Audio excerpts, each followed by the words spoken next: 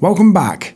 I have a very nice build out for you today, a delicious blue and black build out of the MXRSKEY CK820. The CK820 is a 75% keyboard that's all aluminium, gasket mounted, comes with wireless, and all for that at less than the $200 price point in the barebone configuration. So it's kind of a direct competitor to the Keychron Q series. Before we get started, I just want to thank WhatGeek for sending this one over for a review. WhatGeek is a great website with a fantastic selection of keyboards and components. They do a bunch of sales, they have free worldwide shipping, and all of the stuff that I've ordered so far has been delivered without any additional duties or taxes. Check out the video description below where you'll find an affiliate link and discount code for the WhatGeek website, and it gets you 10% off. So as I said just now, the highlights in terms of the specification on this one are that really useful 75% layout with the encoder, the full aluminium case, the gasket system, and the full wireless capability, all for below that $200 price point. In addition to that, it comes with some other real niceties. It comes with a polycarbonate plate, it comes with EVA case foam, and it comes with EVA plate foam as well, and that's all in its stock configuration. You can also purchase an accessory kit for this keyboard from WhatGeek. In that kit you get an FR4 plate, you get pour-on case dampening, you get the plate dampening pad but in pour-on, but you also get a switch mat in that case, which is really good. It's also a very nicely lit keyboard. It has full per key RGB and it has these really nice RGB sidebars. The keyboard also has two positions in terms of typing angle. These big feet on the back can be removed, they're magnetic, and that will obviously make a more steep or a more shallow typing angle. So first up, we're going to unbox, we're going to do a stock build and a stock typing test. After this, I'll move on to a second configuration with that FR4 plate. I'll install all of the pour-on dampening and I'll run that switch pad, and then I'm also going to install a set of Staebies stabilizers. And after we do the typing test off that one, I'll see if I've got any modding to do and then kind of move on to a third configuration. For my build, I'll be using a set of GMK Cadet keycaps in blue, and I'll be using a set of Tecsee Oreo switches, which I've already lubed with K205g0. On the function row, I'll be using a set of Doom linears. The reason for that is not because I'm going for kind of different types of switches in one keyboard, it's because I'm waiting for a set of Oreos to be delivered. So let's get into the first build and typing test.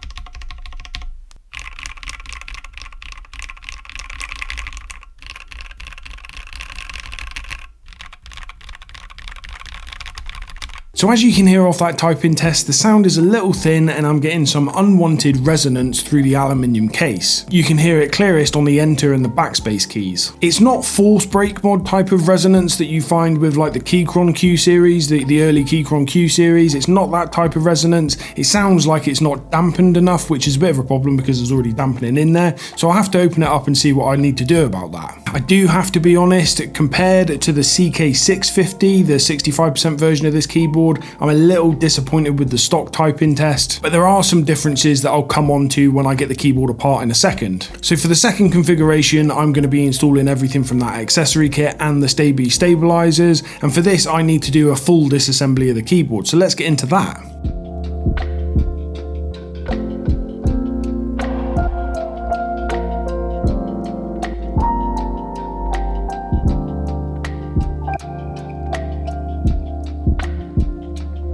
So with the keyboard apart, I could see the differences from the CK650. The CK650 has pour-on dampening in its stock configuration, and it also has that switch mat in its stock configuration, whereas the CK820 has EVA dampening and it has no switch mat. In addition to the CK650 having that first layer of pour-on dampening, it also has a second layer of pour-on dampening in the bottom of the case with cutouts in it for the hot swap sockets. The idea of that is that the dampening mat sits right up close to the bottom of the PCB and obviously gives you kind of like a tape mod type of sound, like a really well dampened type of sound. Obviously I don't have that option with the CK820, so after my second configuration I've got a feeling that I might need to go with the tape mod. So let's get it back together in its new configuration with all of that pour on the FR4 plate and the Staebies stabilizers, and then we'll see what we've got still to do off this second typing test.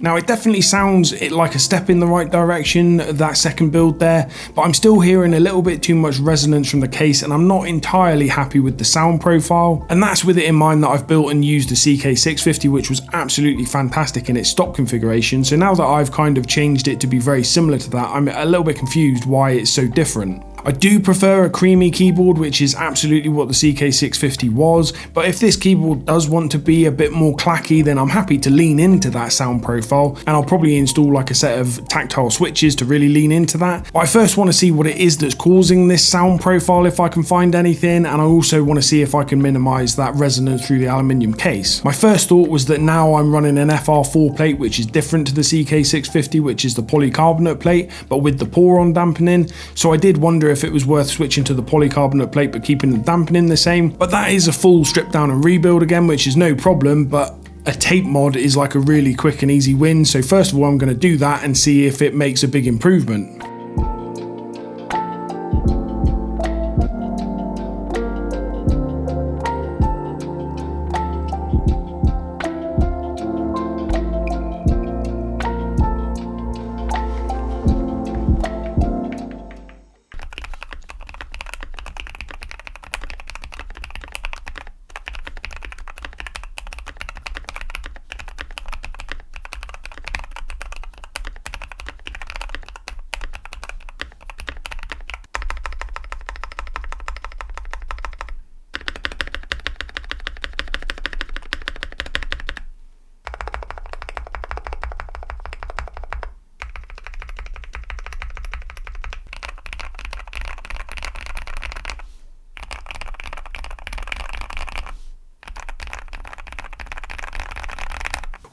I'm really happy with that. I think that's the biggest improvement I've ever seen from the tape mod yet. It went from being, with just that one mod, it went from being quite a clacky sounding keyboard to, with a bit of resonance as I said before, to just being like a creamy dream of a keyboard. So let's finish on my thoughts as usual. This one did throw up a few surprises, the first of which being the fact that the stock typing test was so underwhelming compared to its sister keyboard, if you like, or the 65% version, the CK650. It turned out that the difference with the CK650 was the dampening that it came with. With the CK650 stock, you got the two pour-on dampening pads in the bottom, the top one with the hot swap socket cutouts. The CK820 didn't come with that, and the CK650 also came with the switch mat as stock, whereas I bought the accessory kit which included that. So by the time I installed the accessory kit, I got close to the same place, but with the tape mod needed to kind of replicate the same kind of sound profile as that second dampening pad in the case did on the CK650. And then in my final configuration on this one, the only difference really was the fact that I'm running an FR4 plate on this one instead of the polycarbonate plate, which I'm quite happy with. I do like the FR4 plate, even though polycarbonate is usually my favourite. The next surprise was the fact that the Staebies stabilizer housings didn't fit up through the cutouts for the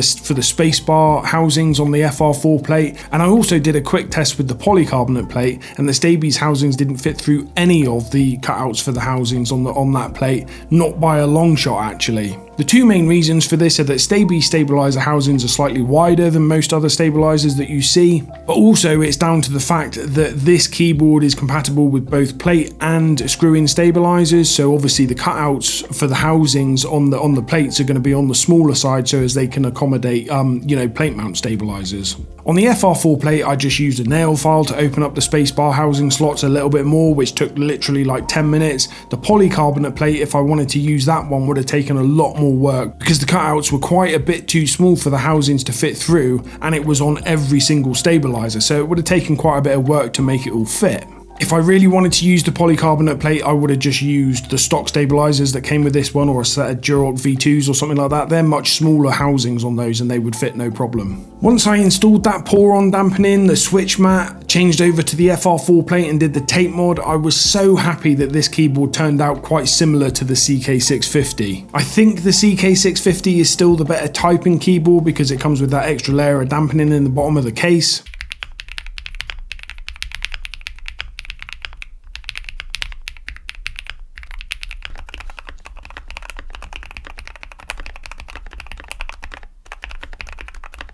The extra layer of case dampening on that one with the hot swap socket cutouts, that led to kind of a slightly nicer sound profile than what I had to do on this one, which was the tape mod. And the gasket socks on that one were much thicker, much softer, and they were those kind of rib designs, so the gaskets gave a little bit more than the ones on this one. The CK820's gaskets are a much thinner and much firmer silicone sock, so it's not quite so good as the silicone socks on the CK650. I do wish the CK820 had that stuff out of the CK650, the dampening and the silicone socks, because it would just make this a really great typing keyboard stock. But I'm really happy with how this one turned out after my mods. It's still not quite as nice a typing keyboard as the CK650, but it's close enough that this is still the best choice for me. I prefer 75% layouts to 65% layouts. I definitely recommend getting the accessory kit if you do code for the CK820 because it just gives you more options in terms of improving the sound and feel. But if you're not a modder and you like a 65% layout keyboard, then I would recommend going for the CK650 as it is the much better choice in terms of a stock typing feel and a keyboard that you don't really have to do so much in terms of mods. That said, I absolutely love the CK820. The wireless and RGB function is flawless on my keyboard, and with the mods that I did, it's a really nice typing keyboard, so it's going to get a lot of desk time, this one. It's well worth the high-end build I did on it. Obviously, the GMK keycaps I put on this are pretty much the same cost as the keyboard itself, but it's well worth it, and I highly recommend the CK820 to anyone looking for an aluminium keyboard with a gasket mount, and an aluminium keyboard with a gasket mount and wireless. Basically, if you're looking at any of the Keychron Q series, it's well worth looking at this one as well. Okay, thanks a lot for watching, and I'll catch you in the next one.